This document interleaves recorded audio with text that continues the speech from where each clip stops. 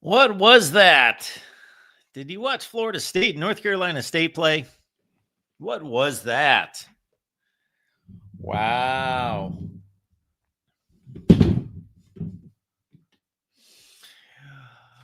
Oh my goodness. Florida State, you're bad. You're bad, you're unlucky, and oh my goodness, that was some bad football, but it was kind of entertaining. Florida State loses at NC State. They fall to 5-6. They may not go bowling. They've got a date against rival Florida and Mike Norvell. Who knows if he's going to stick around and have a job in 2026. Welcome into the Voice of College Football late night on a Friday after the Noles go down to the Wolfpack. 21-11, our final score. Did you see the final 5 minutes of that game? I watched the entire game.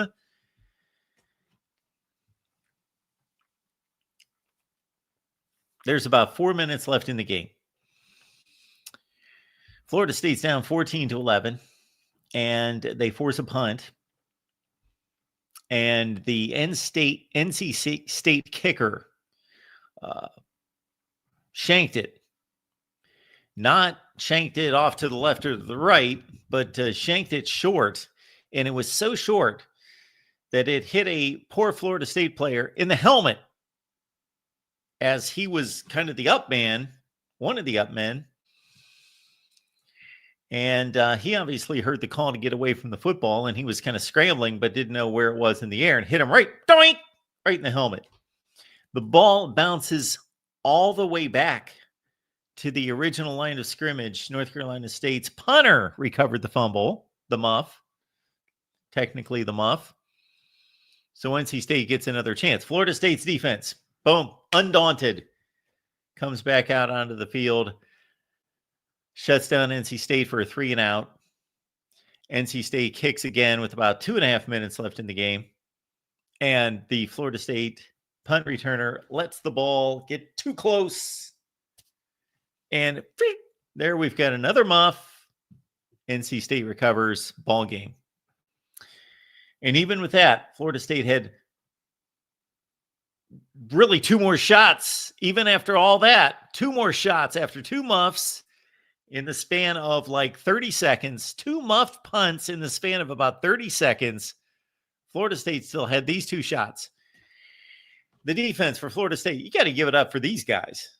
They come out here for a 3rd straight time after the offense or the special teams has done something ridiculously dumb.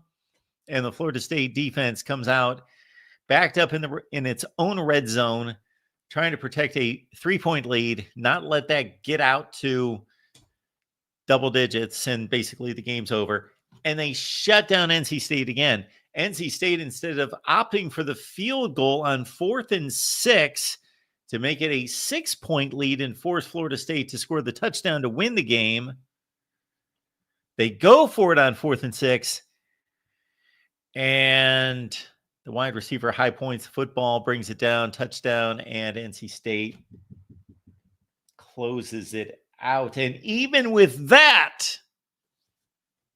they didn't totally close it out because it's a 10-point game with just under 2 minutes left. Florida State's moving down the field. They get stopped. It's 4th and 4. Decision time, 4th and 4. Do you kick the field goal, 4th and 4, to make it an 8-point game? Got to get the onside kick and, of course, score the touchdown, the 2-point conversion to force overtime. Or do you try to convert on 4th down, knowing that if you didn't get it, then the game's truly over? But if you march it in for the touchdown, then you only need to get the onside kick and kick a long field goal to win the game or tie the game. Usually, and it's become conventional wisdom in recent years that in that situation, if it's 4th and reasonably long, and again, here it was only 4th and 4, that you kick the field goal because you're wasting a lot of time trying to score a touchdown. You kick the field goal to get within 1 score. Then you go for the onside kick, get the ball back, and you still have to score a touchdown, but at least you keep the game alive by kicking the field goal. Problem here is, and this is where I think Mike Norvell screwed up, And still, the chance to win the ball game was about 3% at this point. He sends out a kicker for a 51-yard field goal. It's not exactly 4th and 15. It's 4th and 4. It's 4th and 4. You have the number one offense in the ACC. Maybe not in practicality, but statistically, the number one offense in the ACC. This North Carolina State defense just gave up 41 points and 550 yards of offense to Miami. It's 4th and 4, and you're not exactly trotting out one of the Zendejas brothers to kick this field goal. You're trotting out a guy whose long field goal is 46 yards. His long field goal is 46 yards, and you're tasking him with a 51-yarder. Hindsight is 2020, but believe me, I'm sitting on my couch just right downstairs just a few minutes ago saying, you got to go for it. You got to go for it. You've got to put the ball in the hands of your quarterback and your playmakers, not this kicker who's never kicked a 51-yard field goal. No. Got to go for it here. Did anyone see that kick? Never had a chance. Okay. Now, Mike Norvell can't go out there and return punts twice. I get it. Not everything is under the control of the head coach, but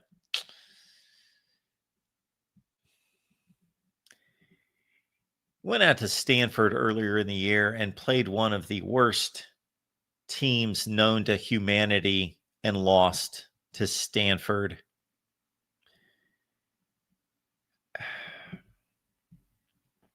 There comes a point in time when enough's enough.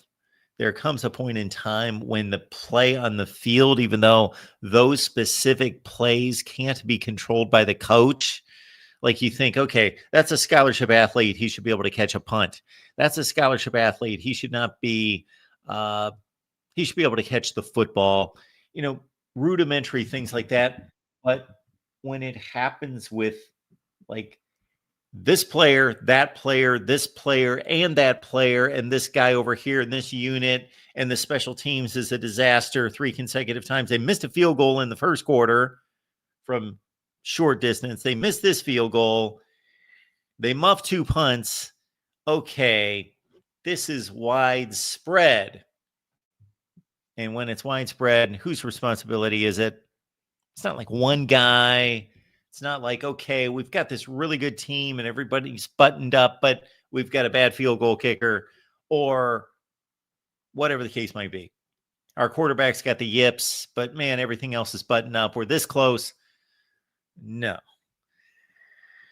It's an undisciplined football team, and it's not a good football team. I don't want to say they're a bad football team, depending on they're in the ACC, so they're not that bad compared to the rest of the ACC. They're just as mediocre as the rest of most of the ACC. But they're Florida State. They're bad. They're bad. They'd get buried in another conference playing like this. It's time to go. Time to go. Mike Norvell, I've had much patience. I'm not a Florida State fan. I don't need to have that kind of patience. But I mean, in evaluating the situation, giving you some rope. Bad. All right, we will get to the Week 13 slate of games that actually matter, not between teams that are 5-5 fighting for what's the last bowl bid in the ACC. That's pretty much what North Carolina State just won tonight. Unless, of course, Florida State gets that next week against the Florida Gators. Trey stopping by to talk some college football with us. Trey, what's going on? What's up, Mark? Let me just say, Florida State is very disappointing. Yeah, I Trey, did. I just didn't think it was that bad for them, and you would think, when is it time for Mike Norvell to go somewhere else? It got really, really bad, and they went. Everybody thought maybe, even I thought I was guilty of it. Of Florida State turned the corner with that Jordan Travis, but it was just like a Ed Orgeron, Mark. Just like Ed Orgeron, they got lucky with players, and the next year they weren't nothing. And Mark Norvell probably be his last year next year, probably for Florida State. Let's just sum it up as a complete downgrade the last couple years since that playoff debacle with the college football playoffs that year. Um, it's a shame. Even the Florida State game next week is not going to be nothing. That's the first time in probably a long time we had. This is probably the worst. It's going to be probably the worst Florida State game in a long, long time since the 80s. Do you agree with that? well, I do agree with your general assessment that it's going to be not a vintage Florida State game. I absolutely totally agree with you, Trey. The only reason I'm technically not agreeing with you is that actually between these two programs, they have fielded some pretty bad teams in the last 10 years. Oh, yeah. Therefore, there have been some shoddy Florida State games. Like, yeah, there have been some bad ones. There have recently been some games in which neither team was really that good. Like last Mm. year. Yeah. Now, Yeah. Florida, That's true. obviously, they were playing much better in the in November, and Let me say they this: two rallied years with a ago. decent season, and but yeah, you might be right if we went year by year, but I grew up at a point in which Florida and Florida State was one of the biggest games of the Yes. college football season, Yes. and the talent between those two rosters was just ungodly, just insane, It and it was was out just a of great biblical game. proportions, Mark. Year after year, just mammoth talent, speed, just and this is becoming a semi regularity where these teams are matching up, and it's just they relegate this to like ESPN2, and Ooh, I know that's a downgrade. When you go to SPN2, forget you it. know you're bad. Yeah. That's so bad. Well, and we'll probably talk about this more next week because I love rivalry week. I think it's better than week one. A lot of arguments Oh, and heck oh yeah, yeah, it is. yeah. I love Absolutely, it's rivalry not week. even close. I No. tell you what, I'm so excited. I might even leak this just for a moment, and we're going to talk about it. Georgia Tech game. This is going to be phenomenal. I have not seen we have some great matchups the last couple of years with Georgia Tech and Georgia, but this is probably the best one in 2 decades at least, like since the early 2000s or mid 2000s. This is going to be a good one. And my dad, he's a big Georgia fan, and I pick on him. I like the Yellow Jackets in the game, but this is a really good high stakes game next week. I can't wait. High stakes. Yes. Woo, high Yes. stakes. Oh my When you gosh. when you frame it that way, Trey, I was about to jump on you there for a second because they haven't played the game, so we don't know how good the game is. But the matchup, it's a high stakes matchup. Yes, this Oh, is yeah. the most meaningful Georgia Tech game in Oh, yes, looking at both sides. But they did play 8 overtimes last year, so that was no, pretty that good. was a good one last year. They Yeah, have some good matchups. And people don't think about it. That game is very heated. You don't think about Georgia and Georgia Tech much, but they are very heated. it's They're hate really week. woo. They hate each other. But I can't wait to get in next week. For this week, um, I will keep an eye on Pittsburgh and Georgia Tech. We've been talking about it, but the rankings that'll be interesting. But Georgia Tech should blow them out.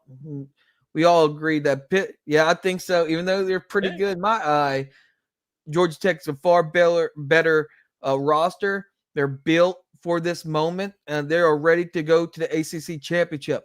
Just don't get caught, looking ahead like a lot of people do, a lot of teams do.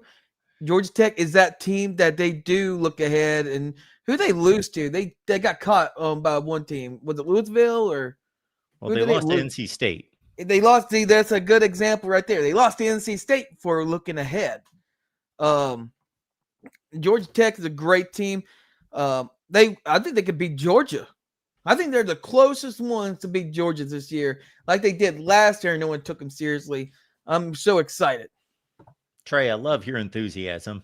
Oh man, And I'm learning, Trey, I'm learning to be able to interpret your enthusiasm. oh really? Otherwise, I'm an English major, journalism major of sorts, and so therefore my nature is to jump on some semantics here, but I'm not going to do it. You called so the other night you realized, Trey, that you were calling like Pitt practically a great football team, and now they don't have a chance against Georgia Tech. Well, they do have a chance. I just suggest Okay. that Georgia Tech should, beat them like they should. Okay. All right. I didn't know what had happened to the Pitt football team that you went like full circle on them. They were like some major win on the schedule of many teams, including Notre Dame, and then suddenly tonight, boom, Georgia Tech's going to walk over them. Oh yeah, I think Georgia. Well, it would be probably a close game, but Okay. it's gonna be. It ain't gonna be like a complete blowout. Right. Like No, it's a 42 close points. game. All right. I think it's gonna be. It's gonna Any be of around these the things 14. could happen. I'm just Yeah. trying to pin you down here. Just trying Yeah, to get so I want to say it's gonna be around the 14-point win. Okay. 14-point win. 14 It's not gonna point be a win. blowout, but it's gonna be close Okay. enough to All hang right. around. Which reminds me, I got to get my picks out there. But Georgia Tech is just a 2.5-point favorite at home. That's what they tell you. Sometimes people, even I dismiss Las Vegas for a long, long time, Mark. Sometimes Las Vegas knows something, and that line score is kind of scary of -2. You know what I mean? That's kind of keeps you on your toes a little bit. Georgia Tech better watch out. Pitt, you don't roll over Pitt. Pitt can sneak up on you now. They've been doing it the last couple of years. I am getting whiplash with this analogy, the breakdown here. Pitt was great a couple nights ago. Now Georgia Tech's going to maul them and run over them. Now it might be close, or it's 2 touchdowns, or no, I don't know. Should run them over. I'm just saying. I'm just saying. All right. Okay, let me just say it so we can get on to another game here. I'm just having fun with it, Trey. I'm not trying to make fun of you in any way. I just think it's fun. I have no idea who's going to win the game. Obviously, I'm going to make a prediction on the game. I shouldn't say I have no idea. I tend to believe that Georgia Tech at home will get it done. I think that I really like Haynes King as a quarterback. This kid, though, that Welchel, I might be botching his last name slightly. I'll look him up here in a second, but the freshman quarterback for Pitt, he's got a lot of talent. Oh, yeah. You would think he would do that versus Notre Dame, and that did not really show at all. Notre Dame was overwhelming favorite, Mark. And they got beat down for a reason. I mean, Notre Dame's really, really good. I don't like to mispronounce people's names. I don't like that. I like to know. I butcher a lot of people's names, and I try to repeat what they tell me. Don't, and don't normally, and I'm not holding myself to the same standards this season because this is kind of a part-time gig. But I usually like to know everybody in the country. And yes, it is. He was the third-string quarterback to start the season. Mason Heinchel. Oh, there it is. Heinchel. What a guy. All right. I like that. That's why I get my really good preview. All right. I was thinking Wetchel. Anyway, Heinchel. Mason Heinchel. This dude has a lot of talent, and he should be the starting quarterback for Pitt next season. But I like Haynes King's experience. Georgia Tech at home. They've got more to play for to a certain extent. Because Pitt's got to go out there and then beat Miami again to win the ACC championship game. So I like Haynes King. I think I don't know why he's not in the Heisman talk. Haynes King should be in the Heisman talk. No one been talking about him, and they're missing a lot of. Let's be honest, they're missing a lot of good players in the Heisman. the Texas Tech middle linebacker, Jacob Rodriguez, Haynes King, Jeremiah Love. There are some freaking good players. They're missing off the list. It's not just quarterback here. How do we know that Jeremiah Love does not have a shot at the Heisman? Why? No, I'm asking you. Do we know this, that he does not have a shot at the Heisman? No, I haven't seen him on the Heisman list. Last time I looked at it, it was a couple weeks ago.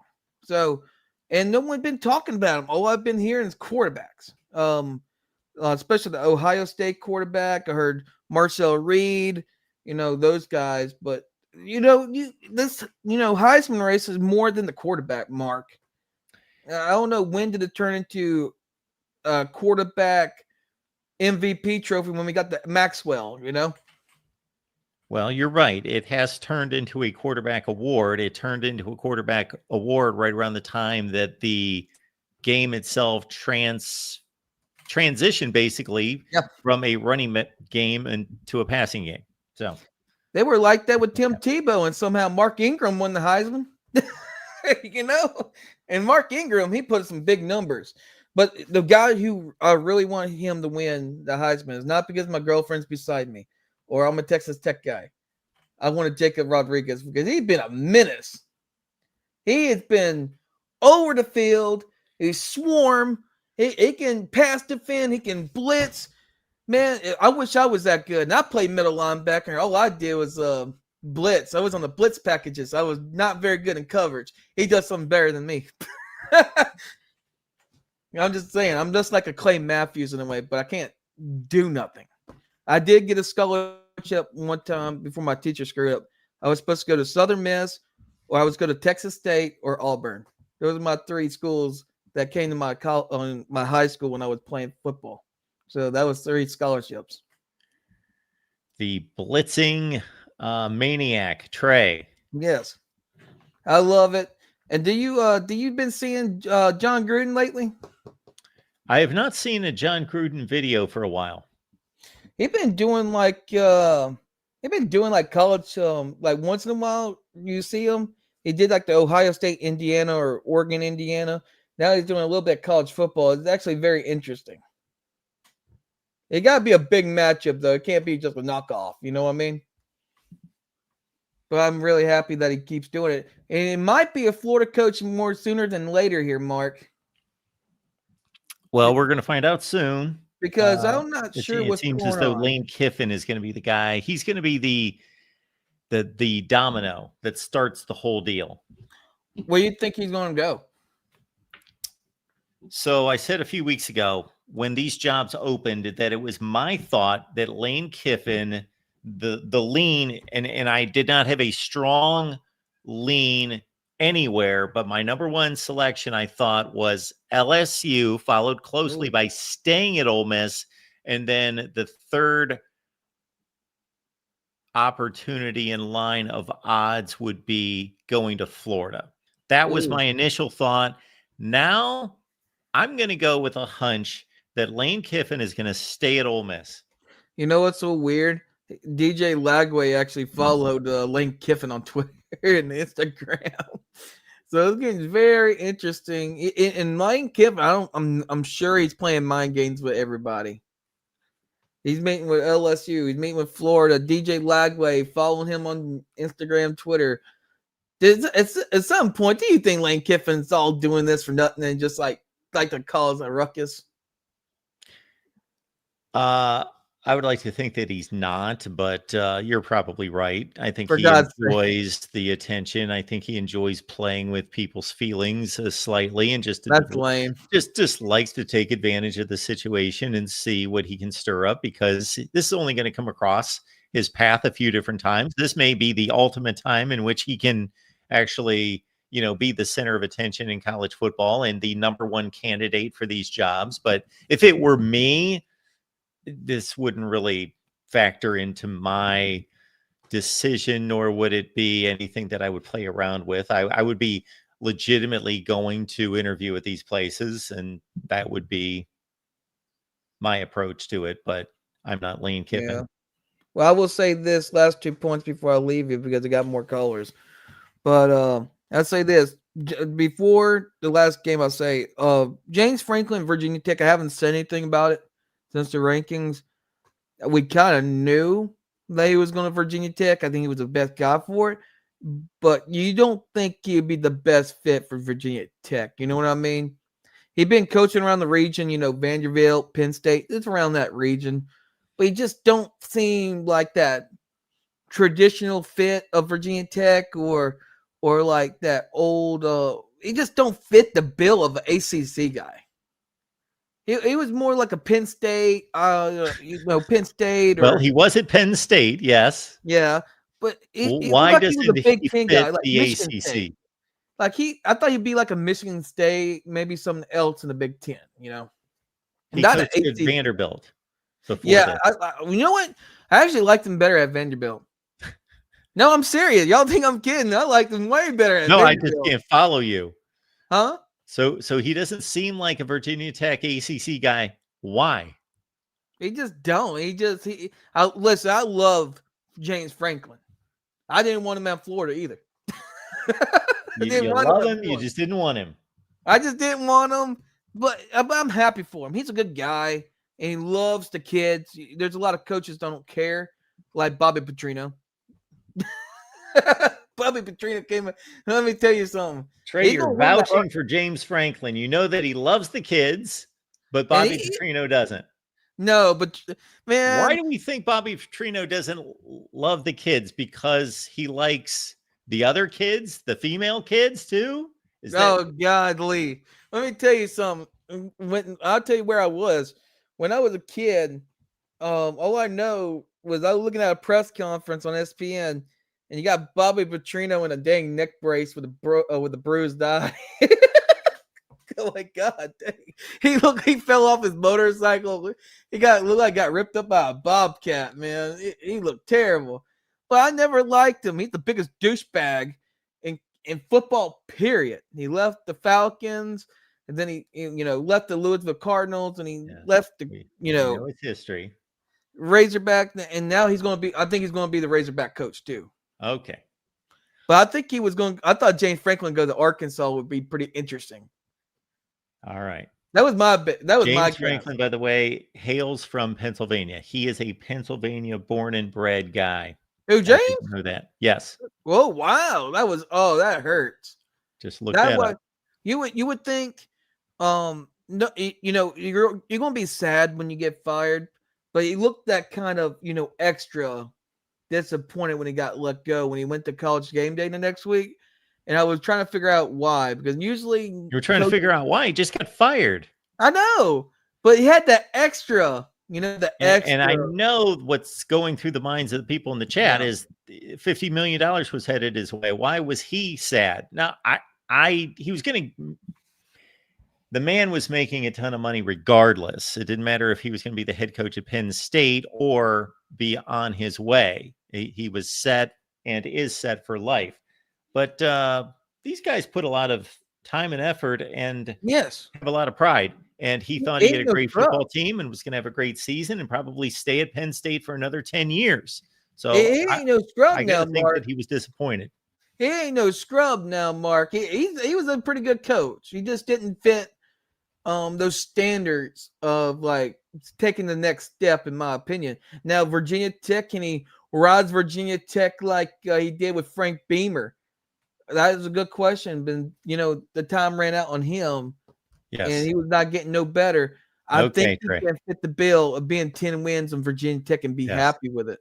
All right, Trey. We appreciate you being here. Enjoy the football on Saturday. I can't wait to talk to you next week on Rivalry Week. It's going to be there. fun. We go. Love it.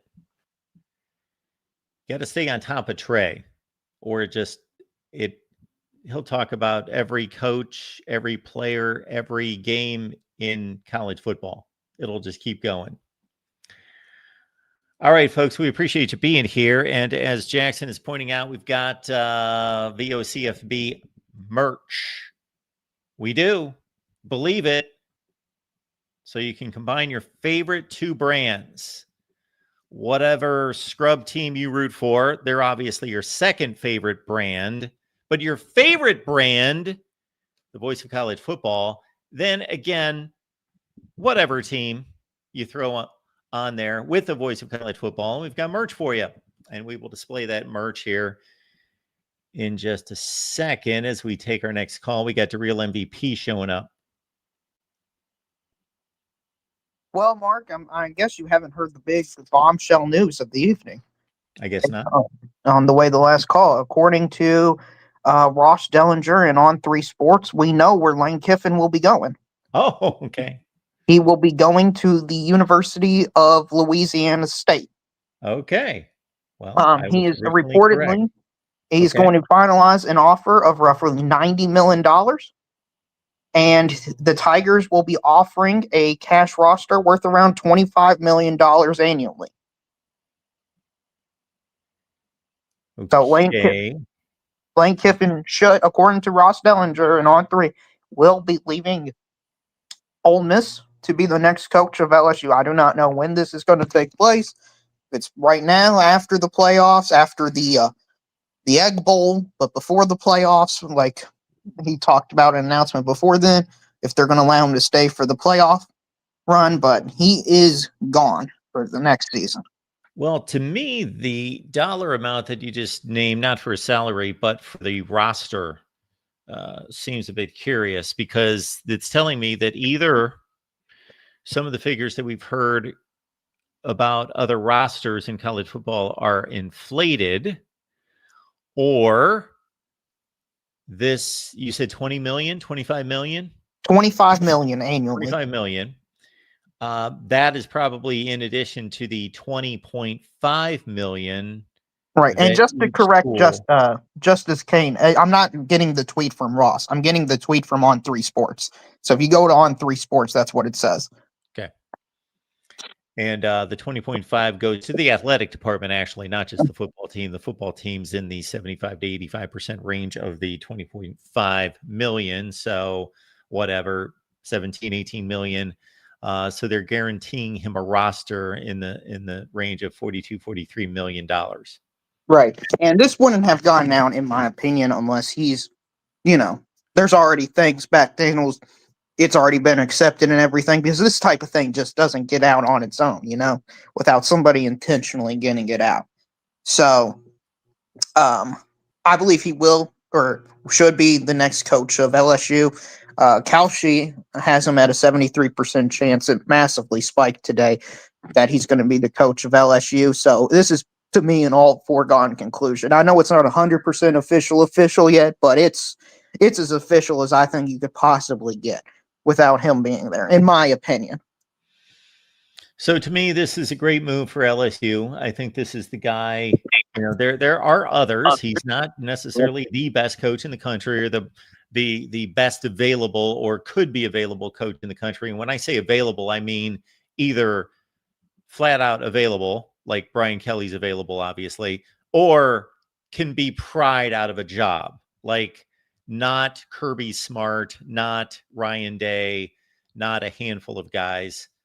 But this is about as good as LSU could do. I do think Lane Kiffin's excellent at what he does. Now, he is going to a place where the expectations are going to be, the baseline is what he's already achieved. What he's done at Ole Miss is going to be like baseline at LSU, like baseline. This is what we should do at worst every year. 10-2, 9-3. Those should be like mundane. Okay, we'll accept this until next year kind of seasons. But obviously, they're on a run of 3 consecutive coaches before Brian Kelly with national championships, and they would expect him to be the next guy to deliver. That's why they're paying all the money. Yep. Yes. And now, if with this report out, and I know it just says it's an offer, and I'm going to stress that again. It says LSU is filing an offer of roughly $90 million for Ole Miss head coach Lane Kiffin. Ross Dellinger reports. Okay. I'm going to clarify that just so nobody gets confused. But this doesn't get out, in my opinion, unless it's over. That's the way I'm interpreting it. Would you, if you're the University of Ole Miss, allow him to coach going forward in the playoffs? Or you say, you're not going to be the coach, why should we continue having you this year?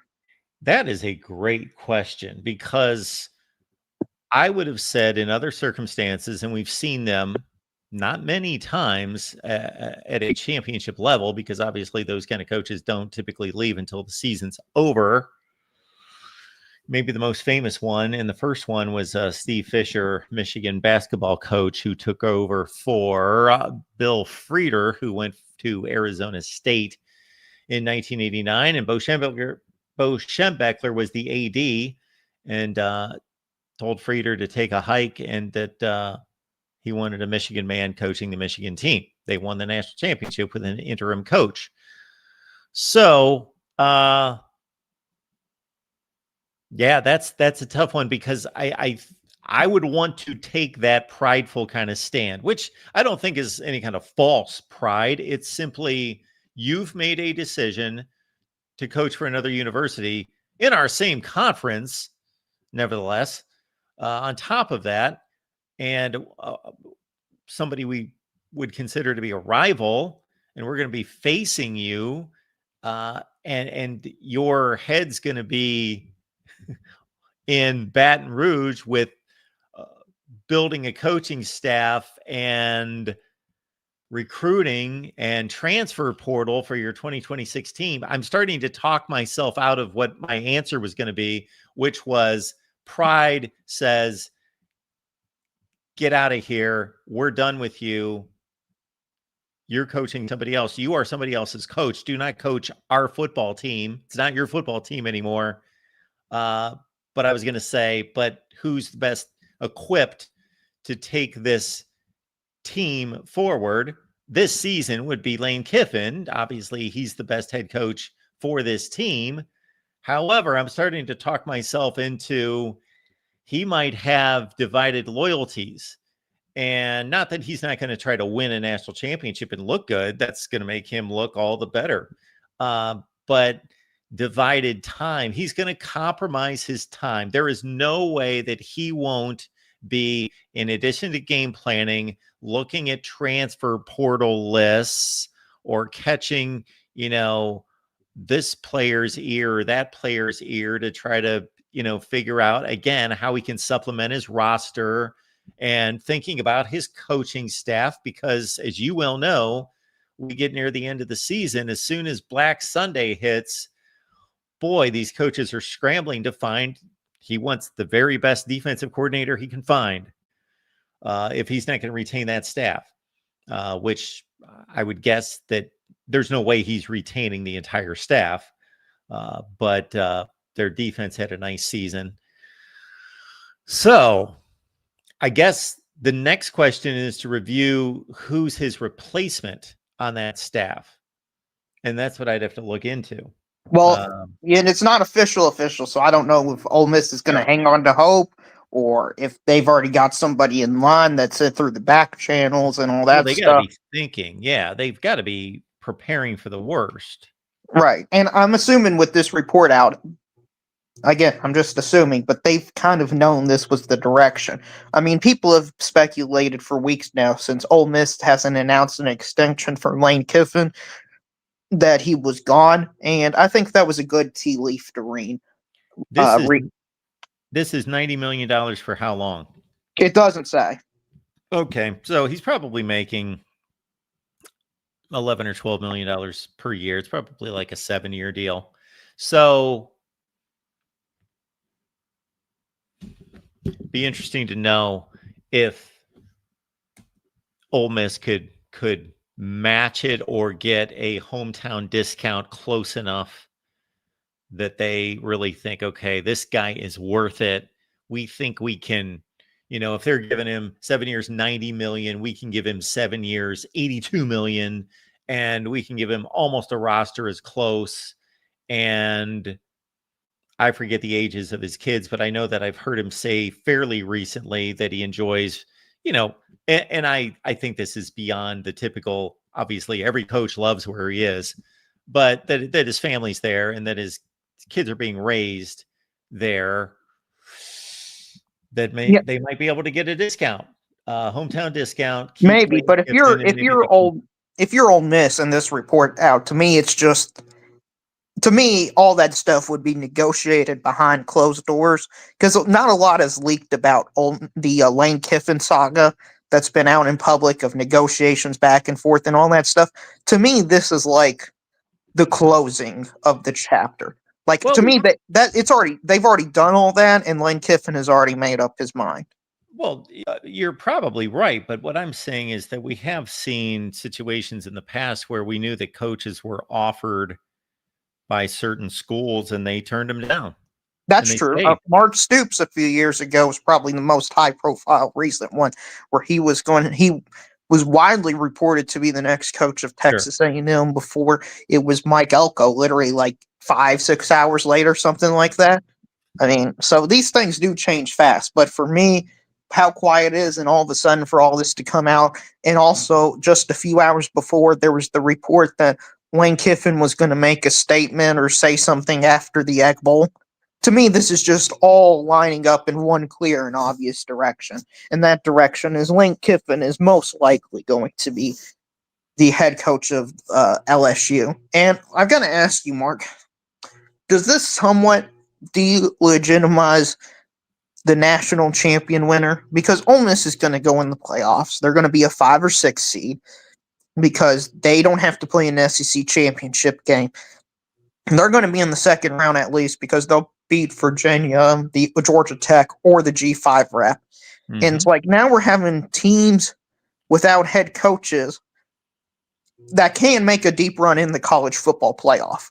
Like, it wouldn't shock me if Ole Miss made the semifinals in a similar fashion to what Penn State did last year, where I really don't think they were one of the 4 best teams, but their path is going to be so easy for them to make it. I don't know how most people are not going to pick them.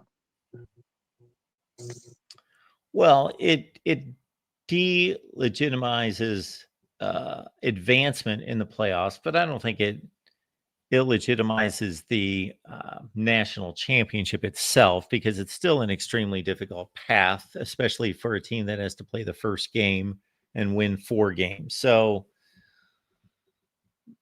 yeah. Does it delegitimize the playoffs at all and the prestige of the playoffs?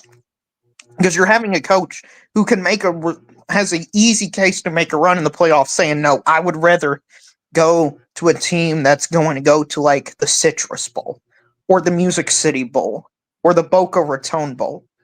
You know what? These players, when you first posed the question about what do you do with Lane Kiffin if you're Ole Miss, I also thought, I didn't bring it up, but I also thought about the players' response. Would the players play harder and be more focused and determined for a coach that's going to still be there? One of the other, I knew I would, of course, know who the offensive and defensive coordinators are, but had to familiarize myself. So we got Pete Golding, the former Alabama defensive coordinator, who's well-traveled. He's their defensive coordinator. Their offensive coordinator is obviously Lane Kiffin, really, but it's also it's Charlie Weiss's son. So he's not ready to coach a college football playoff game. So I assume Pete Golding would be the head coach. Now, he's not been a head coach at anywhere of significance. So back to the players. Would the players band together better, thinking, okay, he ditched us, we got something to prove, we can win this without him? Or I think the players, and this is just me, speculating, they're more business minded than they've ever been. Look at what they do. Look at the decisions all they have to do is look around the locker room and think, oh, well, you played here, and there, and I did too. And he's made a decision. So if he sticks with us through the season, this is our team. Most of us won't even be here next year. We're going to be in the NFL, or we're going to choose to go somewhere else because we may not like the head coach that they bring in. So I think they're more business minded. They're more resilient that way. And so I think that Lane Kiffin could stick around and his team could play just as hard for him. Now, again, he would have to be disciplined enough to tackle both assignments at the same time. And we see that from coordinators all the time where they get plucked away. Dan Lanning comes to mind as Georgia's defensive coordinator, preparing for national championship run, but also making these ridiculous trips to the West Coast at the same time and trying to put together a staff at Oregon while he's game planning for, I guess it would have been Ohio State at the time, and TCU. So, Yeah, I yeah, understand there's some it's a tough similarities, call. but to me, this would have happened for a much longer period of time. And I don't know how sustainable it is for 5 weeks, potentially. 5 or 6 Sustainable in weeks. what way? If Kiffin stays? Yeah, like I don't know how much the players can buy into the vision.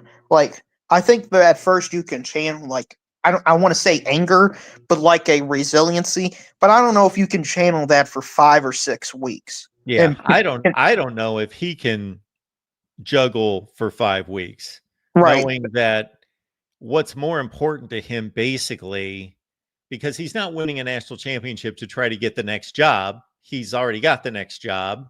So that just start to build his legacy is what a national championship does. And I'm not discounting or saying that a national championship would not be important to Lane Kiffin. I truly believe that he would give as much time and attention to it as possible. He would want to win a national championship to prove like, hey, I am worth this job. And look at what I just did. He would be all about that. All of us would want to win the national championship before leaving. But yeah, the longer this goes from early December all the way potentially to January 20th, and trying to form an LSU staff, and they're going to be like practically starting winter workouts, and you're going to have a transfer portal, unless that did that just get changed yeah, I to think that got changed, but you still got spring? you got the recruiting cycle as well. Oh yeah, you got your recruiting. National Signing Day is going to be smack dab in the middle of December. Right. And just for people who don't believe in Ole Miss, because I'm seeing some Ole Miss playoff pushback that they won't even make it out of the first round, I just don't believe that. Here's their path right now, Mark, based on highest seeds. They would play Georgia Tech, Texas A&M to make the semifinals. Like, Ole Miss might be the best overall team or the most proven overall team in that quadrant. So, and then they would have to play Indiana. So, to me, there is a possibility Ole Miss does make the national championship game just because of their side of the bracket and their draw. So I do think there is a chance this thing could extend all the way to January 20th. I don't believe Ole Miss is a great football team. I don't believe they're one of the 4 best teams in America or anything like that, but that doesn't matter. It's the draw. And their draw is so weak compared to the other side of the bracket, because the other side of the bracket currently has Ohio State, Georgia, and Alabama. So, yeah. Well, we've talked it through, and you let Lane Kiffin go, and you show some pride, and you show some togetherness for your school, your university, your program, and hand it to a coach who is still employed by the University of Mississippi. right.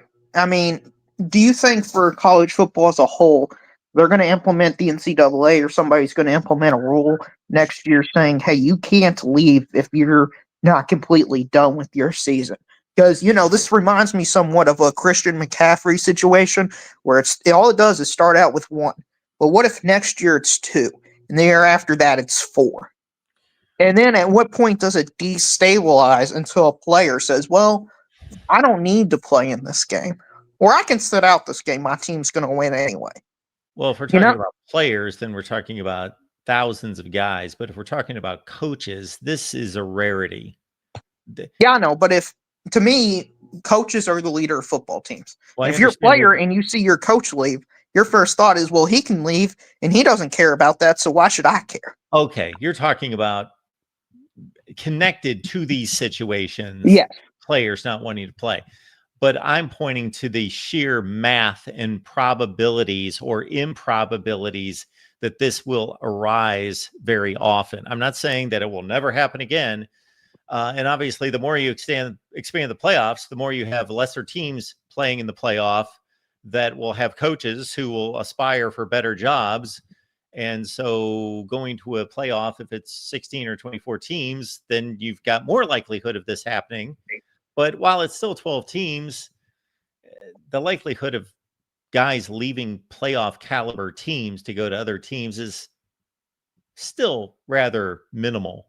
I agree with that, but all it takes is one or two guys, Mark, before I feel like this whole thing comes crashing down.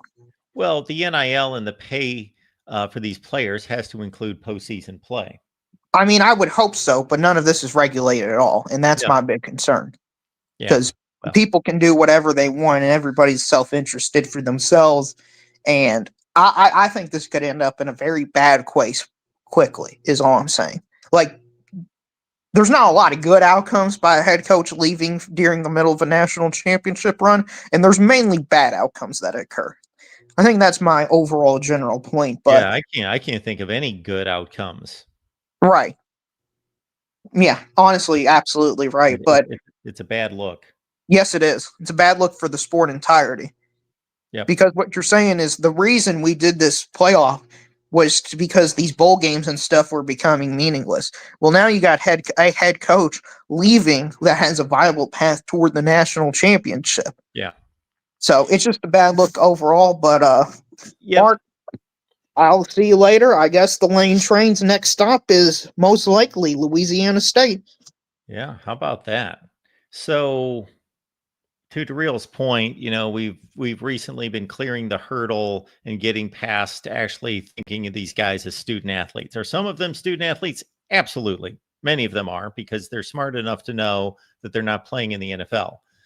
So actually, the great majority of them are still student athletes, but the ones that we talk about, unless they are extremely committed to school, are not student athletes. They're athletes that may go to a class or do a paper once in a while or whatever. So I think we've all passed that thought process. Now we've gotten to the thought process of, we at least want to know that they are invested in their team and invested in winning, because all this is directed toward winning. All this TV exposure, TV money, NIL, it all. And so if we get past and we have totally trashed and maybe come to grips with this not being the purest of sports anymore, and of course hasn't been for a long, long time, but there were some semblance there still 5 years ago, 10 years ago. So we've kind of come to grips with that we're at a place where, okay, it's all just about money equaling winning. So most of us as college football fans say, okay, I'm okay with that. I've come to reckon with that, at least, that all this money and all this is directed toward winning, getting the best players and winning. Well, if it's all directed that way, but those said players and coaches still bail before everything that's been worked for and all the money and resources directed toward a goal, and you're bailing on that, then that, to use the real MVP's words, illegitimizes the sport. And I don't know what the next step would be. We could get past the purity going away and the student athlete facade to this, but you can't go anywhere after this. If you're going to illegitimize the competition on the field, because the money's even more important than the competition on the field, that's the only reason any of us stick around, is because we want to see the best players play and the best coaches, and them at least put it all on the line on that Saturday, on that championship field against the other team. That's what we want to see. That's why we're invested in this. And we can put aside all the other garbage that we have to put up with as college football fans for the other 340 days of the year, because we get the purity of competition at its best on the field. But if those guys don't even show up, or they may not, or the coach took another job, And when I say to Real MVP that this is a rarity and will continue to be a rarity, I do believe that. I'm just weighing out the probabilities of a top 12 team in the nation, really a top 10 or 11 team in the nation every year having a better job offer somewhere else is going to be a rarity, but not to the extent that it couldn't happen in 3 years and then 3 or 4 years later, and to where it's not like 3 coaches every year are missing playoff games, but where every couple of years, okay, there we got another playoff team and this guy's leaving said school to go to what other school? Yeah. All right. Well, we are going to, of course, honor our calls, even though we're way over. We got Michael Hogue stopping by. Well, okay, I was going to ask you this. I see down earlier about Lane Kiffin and stuff like that, but what is the, yeah, just because that's offered doesn't necessarily mean he takes it. And if he throws it back in their face, what does that say about LSU football? Doesn't say anything about LSU football. It's the best job available. Okay. What would it say? It would say that he really likes it at Ole Miss, and they came close to, like, I've never been in this position before that I can think of, because every job I've ever gotten was more higher paying than the previous job. But I guess if I really, really liked a job and I was making $8 million a year, and then I got a job offer for $9 million a year, but my family lived here and we enjoyed it and we liked it and we had something good going. And then I don't think that says anything about the LSU job. We all know that the LSU job is one of the top jobs in the country. So yeah, I say that because you wonder what Ole Miss is going to do. You say, okay, hey, we got to figure out how to match it or increase it to keep him here. Well, that's what I was speculating. I was just speculating that I wonder how concerted that effort is to do that. I don't know that it is. Maybe my guess is there are enough chancellors, administrators, boosters, all the high rollers involved that some of them probably say, see ya, we can go get another coach and pay him half the money, and he never won anything big here anyway. See ya. And half of them are fighting and want to do everything tooth and nail to keep him. Yeah, so they have to make that decision before they can even approach him. sure. So I'm not saying that they are doing everything they possibly can to keep him, but I was just speculating that if they do, I wonder if he would take a discount. Yeah. My second question is, I will say LSU. I mean, not LSU. Louisville, SMU, or Northwestern Minnesota tomorrow at noon. Who wins? And which Who game wins? would you? What games? Louisville, SMU, Yeah. Northwestern, and Minnesota. Well, since I've not thought about either one of these games, but I have to post my predictions, I would be doing those people a disservice if I told you what my predictions are. Oh, yeah, true. I was wondering because I didn't know what was on your viewing schedule for tomorrow. So I don't that's even know what it is. Yeah, I because I know you I said. haven't even looked at tomorrow's schedule. Well, because I know everybody, you'll probably be glued into the 3:30 game, which is Oregon USC. Yes, for sure. Yeah, not bad. All right, I was just wondering stuff like that. Great call with the real and stuff like that. We'll see what happens and stuff like that. All right, sir, I am out. I will catch you later. Thank you, Michael. See ya. We'll look to see what the schedule is right this second. I'll tell you exactly what I'm going to be watching. I do have to pick someone up from the airport, but that should be a quick trip, about 5 or 6 o'clock. All right, I'm watching.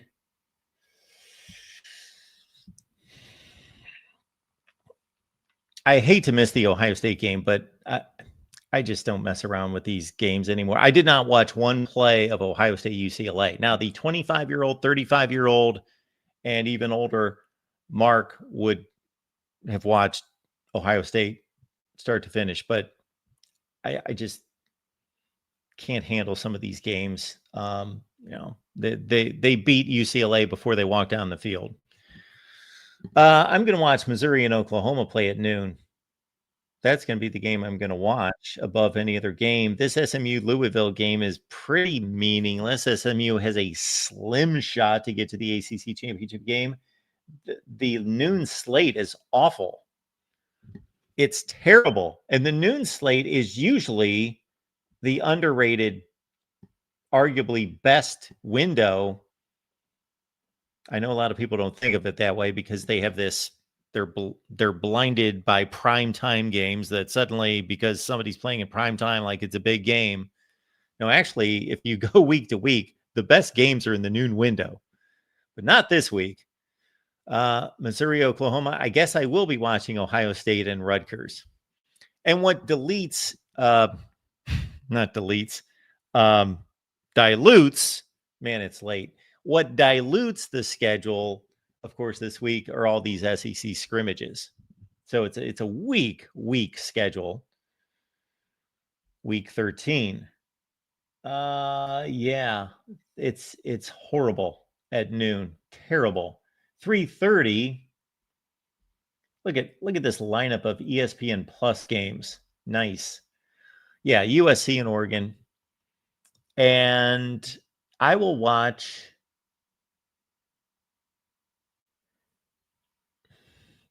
this North Carolina Duke game. Has a little bit of weight to it. Duke could get to the ACC championship game, but probably not. I would rather watch Texas and Arkansas play, but Vanderbilt and Kentucky is actually more important. So I'll be watching those 3 games in some manner. And then in prime time, well, at 4 p.m. Eastern time, the Big Ten Network's got Michigan, Maryland. So that's kind of a 3:30 kick. So that will be actually my second game along with USC and Oregon. And then in prime time, I will watch, the prime time window is terrible. Georgia Tech and Pitt's the most important game, actually. It's not the game I would choose normally. I think Fowler and Herbstreit are doing the Florida-Tennessee game. That game doesn't even matter. Really? No, it doesn't. Yeah, I don't know why they're doing that. I think they're doing that game. I'll watch Pitt and Georgia Tech. That's by far the most important game. Maybe they're doing that game. Pitt, Georgia Tech is by far the most important game. Yeah. I'll watch Tennessee and Florida, I guess. Late night, we've got nothing. Washington, UCLA. Okay.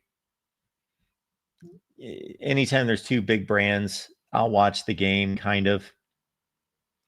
All right. Adam's stopping by. Adam, what's going on? Hey, Mark, how you doing? Thanks for having me on. I am good.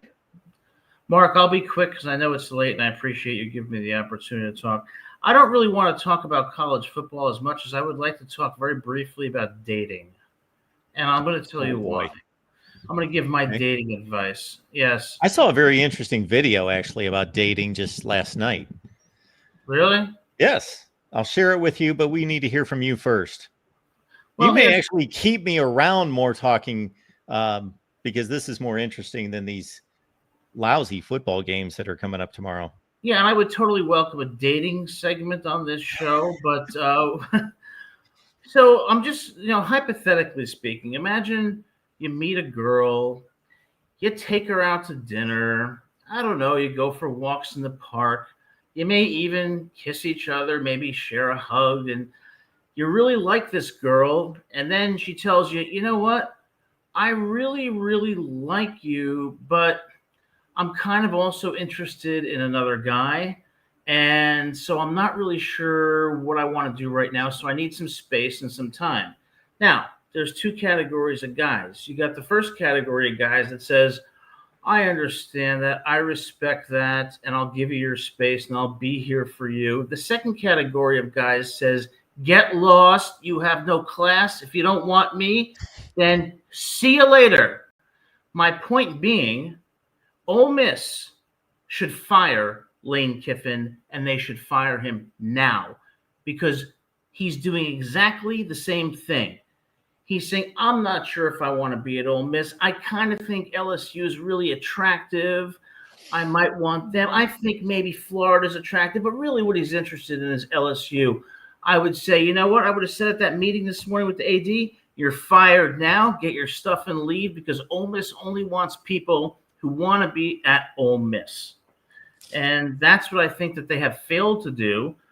And as such, the program is now in limbo while they wait for this clown, okay, who is a true narcissist and enjoys this and will fail at LSU, mark my words, to run the show. You got to take your self-respect and your control back and say, no, I deserve better, and that's what Ole Miss should have done.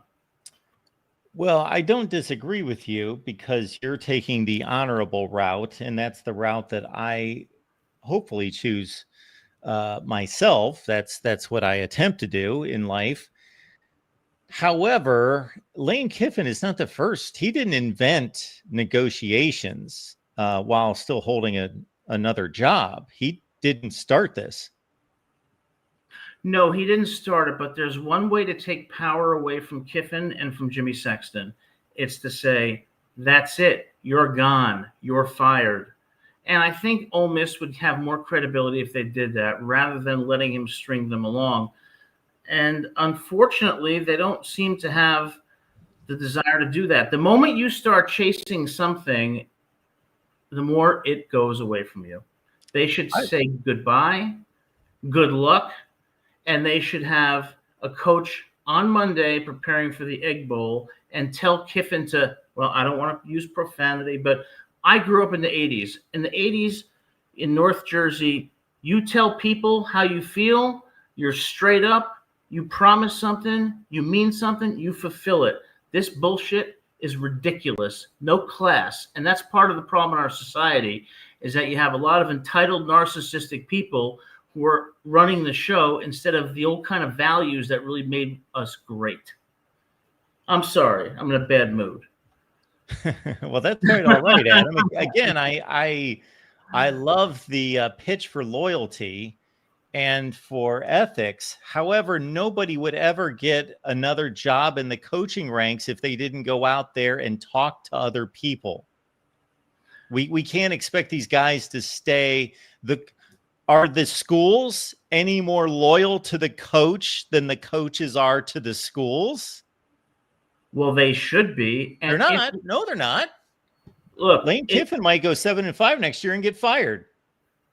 Well, that's another problem, and I disagree with what Penn State did, among other things. But if I'm dating a girl and she says, you know what, I'm still in love with somebody else, I want to go on a date with him and just see how it goes.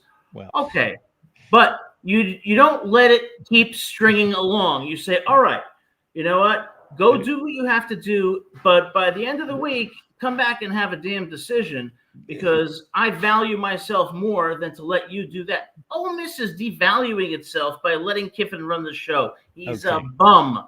And you know what? He has been less successful at the places he's been at than he has been successful. He's no Nick Saban. He will fail at LSU, and he doesn't realize, and this is really troubling, given that Thanksgiving is coming up in just a few days, he's not thankful for what he has and what he's built, and that's very sad, and will lead to his downfall.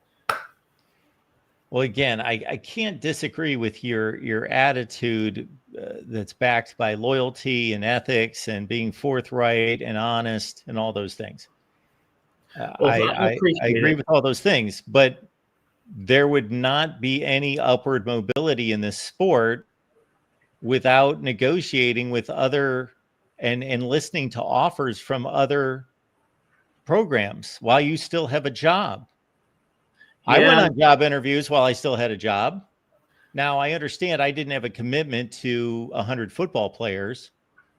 Ole Miss has given him millions of dollars, a robust NIL, and I think that he doesn't appreciate what he has or what he can build. But you don't know if he appreciates it or doesn't. I don't know how you can make that statement. You have no idea. That doesn't mean he can't look for another job. Well, when I use this, unfortunately, sorry to cut you off, Adam. this is unfortunately the way it has to transpire. It has to transpire at this point in the season. It's not like we can shut down football after the season and say everybody stays with their team through the end of the season. Then we'll have a nice little buffer for a month, and then you can go look for additional jobs.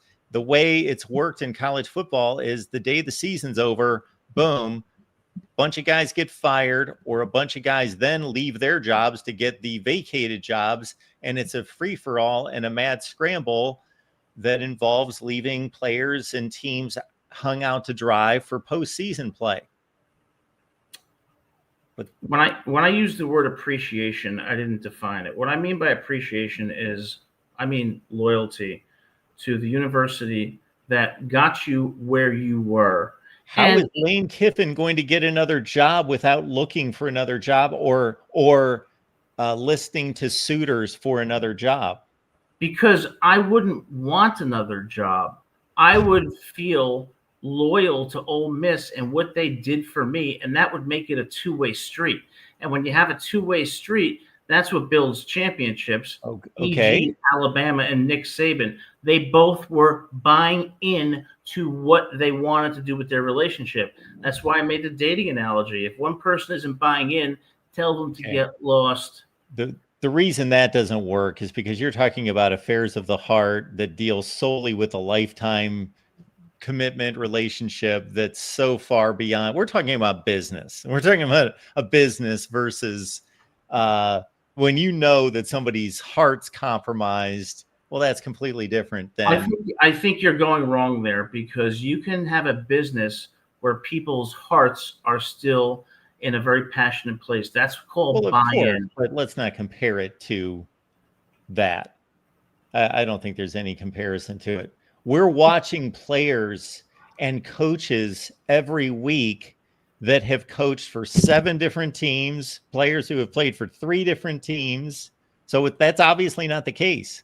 And how many of them have won national championships or been consistently good? None of them. And the reason is no. This is where you're running into an issue with your reasoning. We have only been in this era of the transfer portal for a few years. When we're talking about this 5 years from now, everybody's going to have players all over that roster that win national championships that have played for umpteen teams. Yes, but when the teams and organizations work, when the coach and the organization are on the same page and have the same passion and heart to achieve the same vision and values. Kiffin is not on board with Ole Miss. That's my point. That's why I made the analogy to dating. When the girl doesn't love you, she doesn't love you, and you got to move on. It's totally different. But I will say, last thing I will say is about Rutgers, and I will say it here. Rutgers tomorrow will upset Ohio State because at 12 p.m., there's a pool game between a few Rutgers fans and a few Ohio State fans, and I think that the Rutgers fans will win that game. As far as the football game, I predict that Rutgers will lose by 45 points. Okay, that sounds reasonable. Thanks for having me on, Mark. I appreciate it. I appreciate it. All right, have a good night. You too. Yeah, it's quite the topic. It's an interesting one for sure. But again, the calendar of the season is set up in such a way that it is, while most of us have a disdain for coaches leaving their programs and leaving the players that they recruited and signed, there's no other way to do it. Otherwise, you know what? If Lane Kiffin gives his loyalty to the University of Mississippi and says, I'm going to stay here for the rest of my life, you know what they better do? They better do the exact same thing. And if Lane Kiffin's going 2-10, 3 consecutive years, 10 years from now, you know what? Too bad. It's got to go both ways. It doesn't go both ways. It doesn't go either way. Coaches do what's best for them. They are business people. The university does what's best for it. In the case of Nick Saban, did Nick Saban have some great loyalty to Alabama? Not necessarily. Did the University of Alabama have some great loyalty to Nick Saban? No. He won national championships, so he kept his job. And he had arguably the best job in football, so he kept his job. I don't know that there was any great loyalty there. So the same cries for loyalty would come from the same people that if their coach goes 3-9 2 years in a row, well, they want him fired. Well, where's your loyalty? Where's your loyalty? Welcome into the voice of college football. Hey, how's it going, Mark? Good. That's great. I believe you. Hey, so one of the things I'm thinking about is, first of all, I think Lane Kiffin is staying Okay. because he's a troll, and he's been letting us know that he won't make his decision until the end of the season, right? However, I'm just thinking of the timing. So let's say he does decide to leave, right? How does that totally destroys his team for the playoff, right? I mean, Ole Miss, this is a historic season for them, right? Yep. Going to the playoff. Let's say if he said, hey, I'm going to LSU, then he has to coach the playoff with the players knowing that he's going to LSU. Yep. But Ole Miss keeps him. Yeah. So if he decides that he's going to LSU, as I asked ChatGPT what he thinks or it thinks This will is happen. what we've come to. We're asking Yeah. ChatGPT to make these decisions. Okay, go ahead. Yeah. Well, ChatGPT thinks he's going to LSU. Okay. I asked him for his best guess, right? And it said that timing was smart. It makes sense. It told me, the what would make sense, and then I asked it what its best guess is, and it said it's LSU. Why?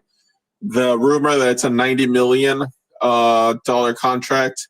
LSU has deep NIL money potential, and they're serious. They could outbid Ole Miss. And then it says, why not Florida? Florida's definitely in the mix, but LSU seems more aggressive and has possibly offered a more compelling financial package. Pardon me. And then it says, why not Ole Miss? Ole Miss might not win, even though he says he loves it there. He denies the ultimatum that the financial risk and upside from a place like LSU might be too much to pass up, especially in a sell high moment. But I think he's going to stay. Do you? I haven't been listening to the show. I just tuned in with our friend from New Jersey. But what do you feel is most likely when you put it all together with timing and everything? Yeah. Well, as you can imagine, we've talked quite a bit about it. So my original thought when these rumors started a couple of weeks ago was that Lane Kiffin would take the LSU job. That was my slight lean. So that was my number one choice of what the outcome of all this was going to be. My number two choice was that he was going to stay at Ole Miss, and I thought Florida was the third most likely result. And I tend to think the same thing today. That if I had to bet on this, I would bet that he's going to LSU. But I'm not going to be surprised if he stays at Ole Miss. I will be slightly surprised if he goes to Florida. Now, is he going to have the best chance of winning at LSU? Yeah. In terms of tangible resources, yes, he will. I don't think there's any question that although none of us can spit out the numbers of boosters and how much money they have in NIL collectives at LSU versus Ole Miss, it's just kind of understood that they're operating on two different levels. Lane Kiffin is going to have to realize, and I'm sure he does, he's a pretty smart guy, that when he goes to LSU, more is going to be expected of him there. He could stay at Ole Miss for the next 10 years and go 9-3 every year. And, or maybe, let's say, sprinkle in a few 8-4s and sprinkle in some other 10-2s that get him to a playoff, and they would build a statue to him. But if he does that at LSU, he might get fired in 3 or 4 years. So he's going to have to understand that that's what he's signing up for, is more scrutiny. Yeah, definitely. So with the timing, so let's say, as you believe, he says he's going to LSU. How do you think that affects the momentum of Ole Miss as a team in the playoff? Not really. I mean, because there seems to be a lot less loyalty from player to coach, coach to player with transfer portal, and Oh, I think it's a pretty significant disadvantage. Any team losing their head coach. Yeah. For the next season, I mean, do you think you have that talk with your players and go, hey, listen, guys, we're all grown-ups here. We know this is a business. Let's focus on this year. Let's focus on the today, right?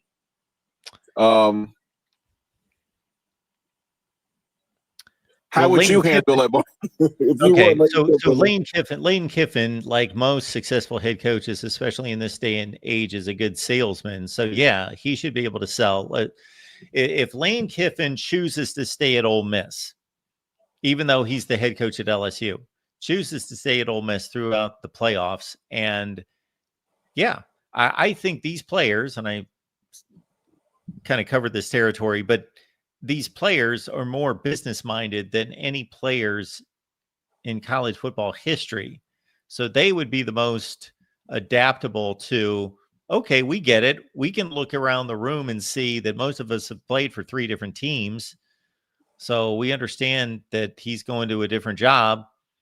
I'm probably not going to be here next year myself. So let's finish this run together. It can only help me to be, I think we underestimate their competitive nature. We see this all the time. As soon as a team gets eliminated from the playoffs or eliminated from something, everybody thinks the team's going to fold and the team's going to tank the rest of the year because they got no incentive and nothing to play for. And we hardly ever see that. So if Ole Miss doesn't perform as expected in the playoff without Lane Kiffin, or with Lane Kiffin, I think it's because people are human and either they're missing their head coach and it's just the routine is completely broken up and the leadership and the voice from on high is gone, or Lane Kiffin's still there. But even though it's one thing to buy into something in your head and say, yeah, I'm going to go for this. I want to win a national championship, but still know that something's not quite right and momentum is broken. Yeah, I mean, there's like if he says, "Hey, boys, I'm going to LSU, but I'm going to stay for you guys. Let's finish this." Or do you think he's more? I mean, I'm obviously asking you an impossible question. Do you think it's more likely if he accepts the LSU job that they ask him to leave, or he decides, hey, this ain't my team anymore? Oh, I have no idea what they would choose to do. We kind of talked through that, and the real MVP hit me with that, and it took me a while to kind of talk through both pros and cons, and I came to the conclusion that if I was Lane Kiffin's boss, I would tell him to hit the exit. Really? Yes. Wow. Yes. He's going to, first of all, so the ultimate goal is to win the national championship, right? Well, he's going to be playing a playoff game on roughly December 20th, and he's going to be playing a national championship game on January 20th. There's going to be 6 weeks of this, of distraction of Lane Kiffin's the head coach at LSU, but he's still coaching Ole Miss in this playoff team. He's going to be more invested. Now, I am not questioning Lane Kiffin's integrity when it comes to wanting to win a national championship for Ole Miss, wanting to win a national championship for himself, regardless of whether he's already got another job secured. that's a heck of a legacy to leave, that he's going to win a national championship at Ole Miss and then leave for another job, and he's going to be the first guy to kind of do it in this way. His ego will love that. So yes, he wants to win a national championship. It's not like I expect him to fold and just be like, I don't care, off to my next job. I don't care if we lose our first game. But the practicality of the situation is that he has to build a coaching staff at another location. He has to review the roster. He has to think about recruiting. He has to wrap up a recruiting class at how in the world does he wrap up a recruiting class at LSU while he's at Ole Miss? And also, Ole Miss is bringing in a recruiting class in which he has no part in that. He recruited those guys, but he's going to kind of like not be around when they show up on campus and National Signing Day and the classes announced and all that. It's a train wreck of conflict. So this, hearing you out, makes me believe that he was probably asked or pressured by the university to state his, not make his decision, but to ask him, in all intents and purposes, have him leave, right? Because of the timing. Because obviously, ideally, it'd be after season, right? Sure. But it's not going to be after the season. Yeah. I mean, the timing is just horrid. I mean, Ole Miss's season ends much differently than LSU season, so it's not like everybody's season ends on the same day. So that's a messy situation. It's a messy transition where even if he has every intention in the world to give his focus to the Ole Miss football team and winning playoff games, the more he wins, if they do win, they're going to continue to play, and he's going to continue to be the head coach at LSU and have responsibilities there while we just won. Well, I'm going to be the coach for another 7 or 8 days for Ole Miss, and now we got to travel to Miami or Atlanta or wherever our next stop is. And I'm trying to put together a coaching staff over here and look at my roster, my new roster. He's going to peek ahead at all that. His attention's going to be divided. Actually, Mark, now that I think about it and hearing you out, he's staying, because there's no reason he would make this announcement at that time other than to pump up his team even more for the playoffs. It makes no other sense. Why else at this time would you say? Because I really don't think the university would go, hey, listen, you're leaving. Let's do it right at the end of the season, right when the playoff, right? It's a historic time for Ole Miss to go to the playoff. That would even let's say if Lane's even leaving at the end of the season and they win a national title, regardless though that they lost their coach, that still bumps up Ole Miss in recruits, right? In recruit size, they won a national title. You can win a national title at Ole Miss. That's what that tells the recruits, right? And tells you, I guess. Or does it tell them that the Lane Kiffin version of Ole Miss can win national championships? Yeah, but it also says that, but also you can get those types of recruits to Ole Miss, obviously, thanks to Lane.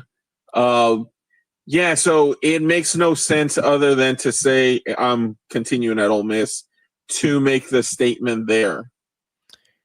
And see, if I'm Ole Miss, they're not playing tomorrow. I do not believe. They're 10-1. They've got their last game against Mississippi State next week. That if you're trying to groom one of your coaches on staff, and I assume that's going to be their defensive coordinator, Pete Golding, to be the head coach during the playoffs, then why not get Lane Kiffin out the door as soon as possible so you can get you can work on game day protocol and processes and all of that under Pete Golding and not have to rehearse it for the first time in a playoff game. You could do it for your last game of the regular season. Yeah, so they'd be working on it right now, having Golding call the plays and everything, while Kiffin is working on, his new job. And what happens if Ole Miss loses to Mississippi State on all this? Will that affect their chance? They're still in the playoff, right? Probably. Yeah, they should be. Probably not. It's not for sure. All right, man. Well, I appreciate the call. Absolutely. Yeah, it's unfair to the coaches. It's unfair to the players. Coaching changes in season is a terrible decision overall. For sure. All right, man. Have a good one. one. All right, take care. Bye. Yeah, but again, the timing has never been good for these coaching transitions. The only difference is we've got an expanded playoff. Therefore, the likelihood of this happening is a lot greater than it used to be when we had either just 2 teams in a BCS championship game or 4 teams in a college football playoff. And then just think of the likelihood of those coaches leaving. They're coaching for one of the 4 best teams in the country. And obviously it never happened. The only thing that came close to that was Les Miles in 2007 after they won the BCS championship game. There was speculation he was going to Michigan, but then that got out and got derailed. And he's a Michigan man. Okay, folks, do appreciate you being here at the Voice of College Football. We will take in the games on Saturday and be right back here to take your calls prime time on Saturday. We'll see you then.